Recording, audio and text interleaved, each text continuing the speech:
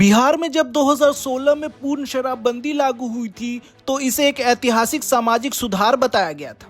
लेकिन आज 10 साल बाद नीतीश सरकार के भीतर ही इस कानून को लेकर बगावत के सुर तेज हो गए हैं।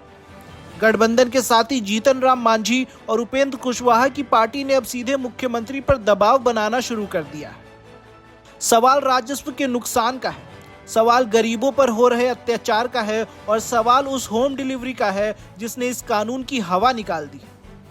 बिहार की राजनीति के दिग्गज और केंद्रीय मंत्री जीतन राम मांझी ने गया में पत्रकारों से बात करते हुए सरकार की दुखती रग पर हाथ रख दिया है।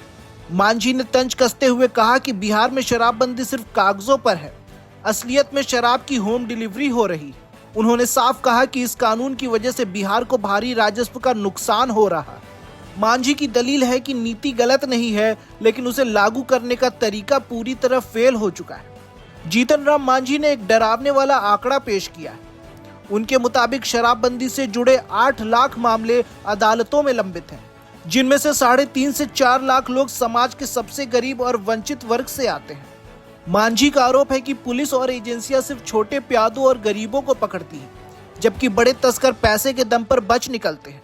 जहरीली शराब से होने वाली मौतों ने भी सरकार की घेराबंदी तेज कर दी। सिर्फ मांझी ही नहीं, उपेंद्र कुशवाहा की राष्ट्रीय लोक मोर्चा ने भी विधानसभा के भीतर कानून की समीक्षा की मांग उठाकर जेडीयू को बैकफुट पर धकेल दिया। पार्टी विधायक माधव आनंद ने सदन में कहा कि जब शराब अवैध रूप से मिल रही है तो फिर राजस्व का नुकसान क्यों झेला जाए।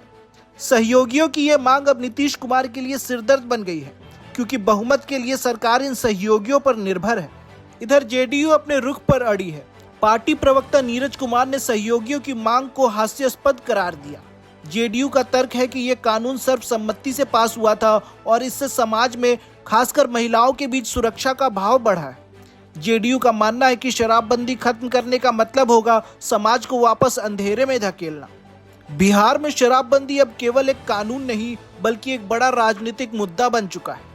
एक तरफ नीतीश कुमार की साख है तो दूसरी तरफ सहयोगियों का बढ़ता दबाव और 2025 के चुनावी समीकरण। अब देखना होगा कि नीतीश कुमार इस दबाव के बीच कोई बीच का रास्ता निकालते हैं या अपनी जिद पर कायम रहते हैं। बिहार में शराबबंदी कानून की समीक्षा की मांग अब बाहर से नहीं, बल्कि सरकार के भीतर से उठी।